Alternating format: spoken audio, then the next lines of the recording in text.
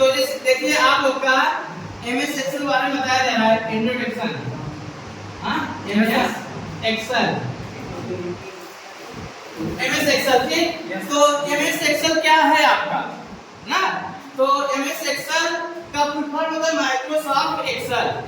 Microsoft Excel होता है और एक्सेल में आप टोटल प्रोग्रामिंग करते हैं, इसको सॉल्व करता है, मैथमेटिक्स को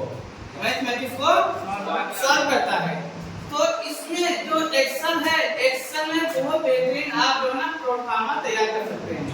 जितने कॉलम चाहेंगे उतने कॉलम हम बना सकते हैं, रो कॉलम ठीक। और इसमें आपका जो है एक्सेल का मेन फार्मूला है, एक्सेल का मेन फार्मूला होता है इक्वल होता है। Yes sir. हाँ, एक्सेल का मेन फार्मूला होता है इक्वल होता है। जब इक्वल लगाएंगे तभी आपका सवाल हल होगा। जैसे हम लोग प्लस करते हैं, जैसे 8 + 2 करते हैं, तो हम लोग जो प्लस करते हैं तो आपका 10 आता है ना। अपने भाषा में हम टोटल करते हैं तो होगा 10 तो आएगा अपनी भाषा में। और कंप्यूटर लैंग्वेज करेंगे आप। जब कंप्यूटर लैंग्वेज करेंगे आप 8 + 2 करेंगे, आपका कुछ नहीं आएगा। क्यों नहीं आएगा? क्योंकि जब हम इक्वल करेंगे, जब इक्वल हम लगाएंगे, जब इक्वल करेंगे 8 + 2 करके इंटर करेंगे तो आपका 10 आएगा। समझता ना? Yes sir. हां, ये हो गया आपका। तो चाहे जो फार्मूला लगाएंगे आप, आपको इक्वल लगाना पड़ेगा तभी आपका आएगा। ठीक। उसके बाद जैसे कोई पूछ लिया आपसे एक्सेल को हम कितने नाम से पुकारते हैं ना? तो एक्सेल हम 3 नाम से पुकारते हैं। जैसे नाम का हुआ एक्सेल का हुआ आपका वर्कबुक, वर्कबुक कहते हैं, और वर्कशीट कहते हैं, और स्प्रेडशीट कहते हैं। स्प्रेडशीट कहते हैं। तो एक्सेल का 3 नाम से हम बुलाते हैं ठीक। और जो है जैसे ट्रिपल सी का क्वेश्चन आपका आता है, तो क्वेश्चन क्या है? क्वेश्चन घुमा देते हैं आपका। जिसको क्वेश्चन समझ में आ गया वो ट्रिपल सी में कभी फेल नहीं होगा। तो क्वेश्चन ही मेन है आपका। क्वेश्चन समझ गया तो सब समझ में आ जाएगा। ठीक बात। तो ये चीज है आपका। और एक चीज ध्यान दीजिएगा आप लोग, जैसे कोई पूछ ले आपसे एक्सेल 2003 में कितने रो पाए जाते हैं, तो आपका जैसे आपको ये रो है आपका ठीक, ये रो है आपका ना, ये आपका रो है। तो 2003 में कितने रो पाए जाते हैं? तो 2003 में आपका पाए जाते हैं 65,536। ठीक। 2003 में रो पाए जाते हैं 65,536 रो पाए जाते हैं। ठीक। अब कहना कॉलम कितने पाए जाते हैं? तो ये आपका कॉलम है ठीक। तो कॉलम आपका पाए जाते हैं 256। समझे ना? Yes sir.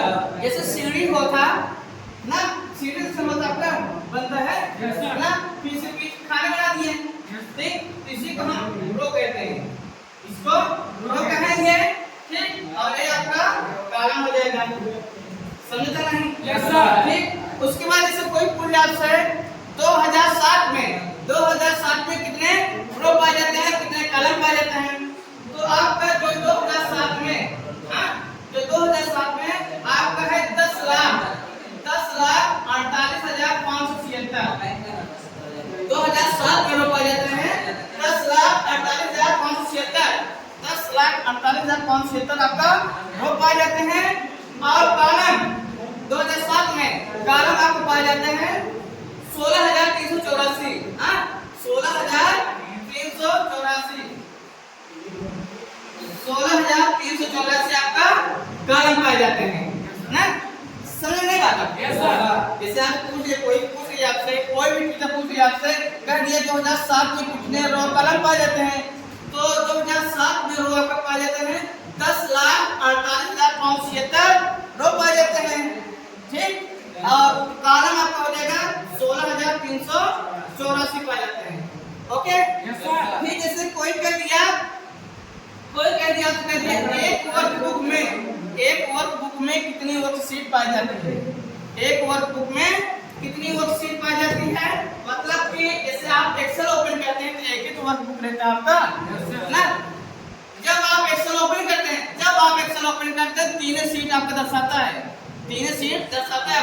जब आप एक्सेल ओपन करते हैं तीन सीट आपका दर्शाता है, सीट 1 सीट 2 सीट 3 लिखा रहता है ना। तो आपका एक वर्कबुक में 256 वर्कशीट पाई जाती है। एक वर्कबुक में 256, हाँ, एक वर्कबुक में 256 वर्कशीट पाई जाती है। ठीक, समझ नहीं पाता। तो जैसे आप लोग से कोई कह दिया एक सेल में कितने अक्षर लिखे जाते हैं, एक सेल में कितने अक्षर लिखे जाते हैं। तो यही आपका एक्सेल बोलते हैं, इसी का एक्सेल बोलते हैं। हाँ, इसी को एक्सेल बोलते हैं। तो इसी में सेल में आप 255, एक सेल में 255 अक्षर लिखे जाते हैं। कोई आपसे कह दिया या क्वेश्चन आ गया आपसे, पूछना कह दिया आपसे एक सेल में कितने अक्षर लिखे जाते हैं? 255 अक्षर लिखे जाते हैं। तो जैसे पढ़ाई या तो मेन इम्पोर्टेंट होता है ना। तो जैसे कहा गया है पढ़ना ना, पढ़ना बारे में बताया जा रहा है। पढ़ना कभी बंद ना करें, पढ़ना कभी बंद ना करें क्योंकि ज्ञान की, पढ़ना कभी बंद ना करें क्योंकि ज्ञान की कोई सीमा नहीं होती। दूसरों से ज्यादा ज्ञान, हाँ, दूसरे से ज्यादा ज्ञान ही आपको सफल बनाता है। तो आपका जो है पढ़ना कभी बंद नहीं करना चाहिए।